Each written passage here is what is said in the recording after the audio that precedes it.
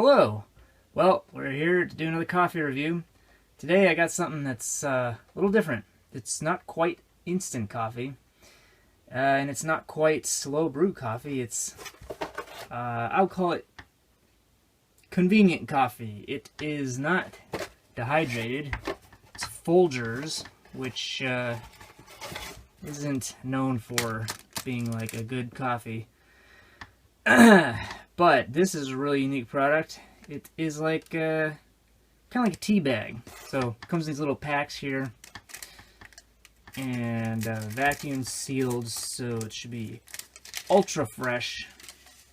And inside it just looks like a tea bag. It smells like Folgers coffee.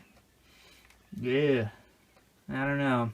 All right, so I'm gonna heat up some water, and I'm gonna brew a cup of this, and we'll see how it stacks up against the other coffees that we've done, the real instant coffees.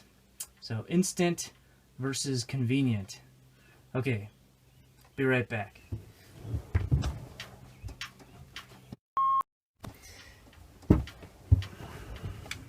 Okay, got my hot water, got my Folgers single cup, what do they call it? Folgers coffee singles coffee bag. Not a tea bag, it's a coffee bag. So I'm just gonna steep it here just like you would make tea. Isn't that clever? This is before the K-cup revolution. They came up with this. So inside the tea bag is just like regular coffee grounds, and so just take a coffee filter, fold it over, and you just put it in your water, and you see it's like magically turning into coffee right before your eyes. Well, that's gonna take a while, I guess. 60 seconds, they say. Well, we'll see about that. Oh gosh, you know, I gotta get something off my mind. Ever since that last post I made, it's like the world has changed. So I took what I did not realize at the time was a very controversial opinion when I said that I didn't like Star Wars: The Rise of Skywalker. I didn't think it was a very good movie. Now, apparently, this movie is just hugely popular with the Star Wars community. I had no idea that I was going to upset so many people by taking this position. I can barely go outside now without people recognizing me on the street. People will see me from the other side of the street. They'll come over. They'll be like, hey, you're that guy that didn't like Star Wars, the Rise of Skywalker. And, you know, they come over, they just start arguing with me, telling me why I'm wrong, and basically it's like, you'd think I would have committed, like, blasphemy or something.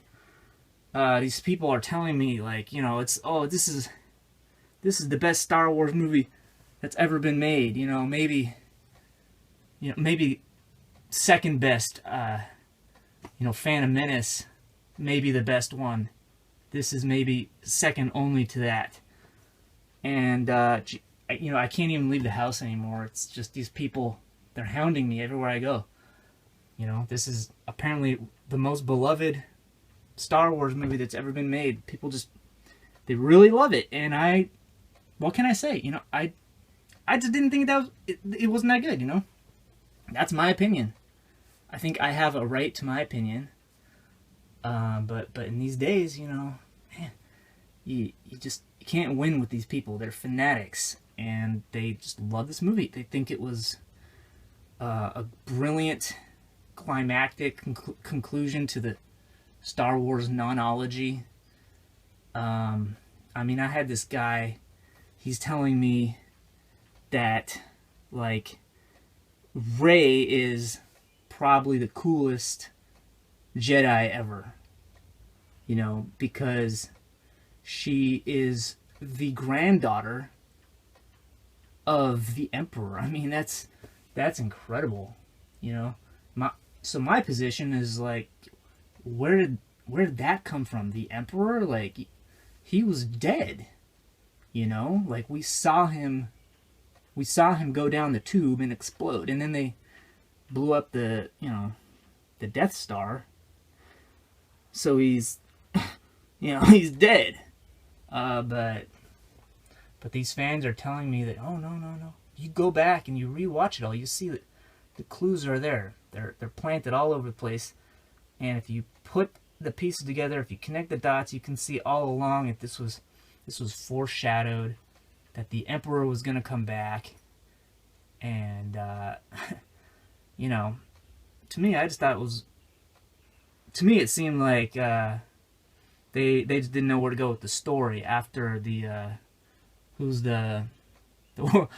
what's the wrinkly guy? The one played by Andy Serkis. I can't think. I'm blanking out. Guy, he looked like a fig. His face looked like a twisted fig, and then Kylo just like cut with a lightsaber. He's like, "I'm gonna kill Rey." And then he cuts him to the side. I love that. That was in The Last Jedi, which I did like that movie. Maybe just because I didn't like The Force Awakens very much, and this movie, The Last Jedi, comes along and it's just like, just takes a big poop all over Force Awakens. So it seemed to me that The Rise of Skywalker was to The Last Jedi what The Last Jedi was to The Force Awakens. It's just completely rewriting it, undoing what they did in that movie. And so after the fig head guy, what's his name? He was such a shallow character. I don't even remember his name. He was like the one that is like in the place of the Emperor. You know, because The Force Awakens was like this exact analog to Star Wars. So we have, you've got the Emperor, you've got Figuehead, got Rey Anonymous, and Luke Skywalker, and yada yada, Death Star, blanking out. What did they even call the thing? The new Death Star 3.0. Anyway, wow. Yeah, these fans are really upset at me. And but I'm gonna be firm. I'm gonna stick with my opinion, which is that I just didn't think it was a very good movie. They, J.J. Abrams or whoever, he took over kind of late. I'm not gonna blame it all on him, but they kind of ruined where the story was going. And they're like, oh, how do we fix it? Blah blah. We'll bring the Emperor back. But I guess I'm totally alone in that. Everybody else thinks that it was just a great plot twist to bring the Emperor back. Brilliant move. Okay, so this takes forever. How am I doing on time? Are we good on time? Yeah, just talking to my producer over there. We're good? Okay. No? We gotta wrap it up? Alright. I'm taking too long, apparently.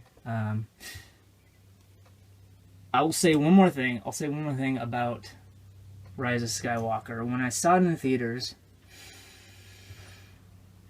I didn't have high expectations, so I went in there kind of with the attitude that, like, okay, I'm gonna put on the suspension of disbelief hat here, and I'm just gonna try to enjoy it. I'm not expecting a lot, and so with that in mind, I kind of enjoyed it. It was like, a fun little adventure, like, oh, we're gonna go to the place and get the thing, and and then I'm gonna heal the snake thing, and the little doohickey lines up with the Death Star. Oh, that's, what do you know?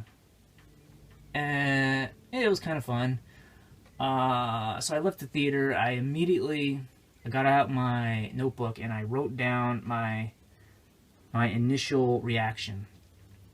that basically I thought, hey, you know, it's not great, it's not like the greatest movie ever made, but hey, it was fun, I enjoyed it. I knew I had to write it down because I went into this with a totally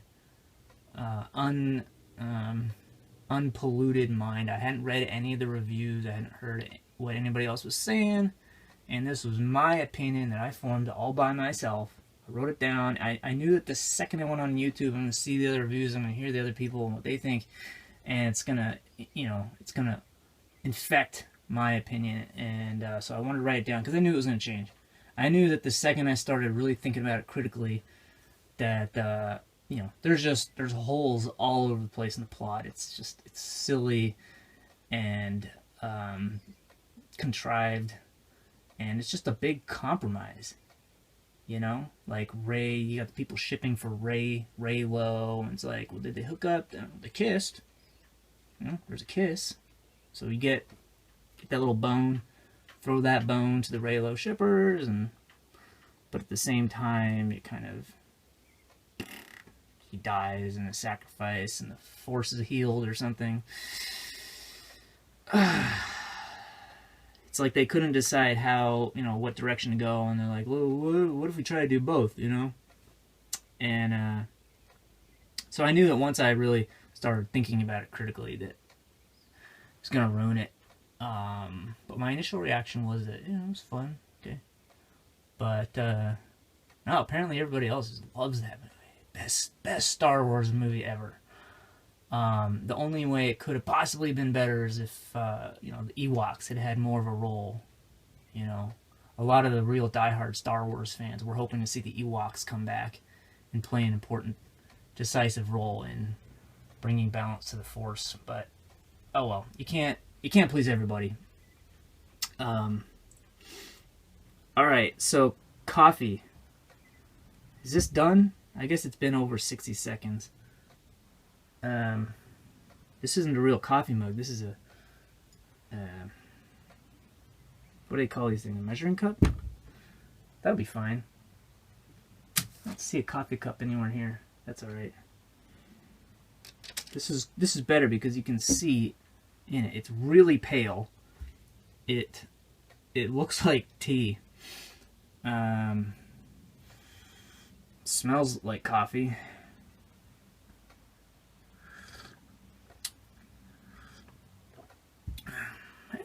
You know, that is not bad. This is much like my feelings about Star Wars: The Rise of Skywalker. I don't have very high hopes, but considering what this is, it's Folgers, which is one of the worst coffees that there is in the universe, and it's like in a tea bag. So what am I expecting? Not much. But it's surprisingly good. It tastes like a real cup of coffee. Yeah. And this actually works as a coffee mug. So Folgers single cup coffee bag. 3 thumbs.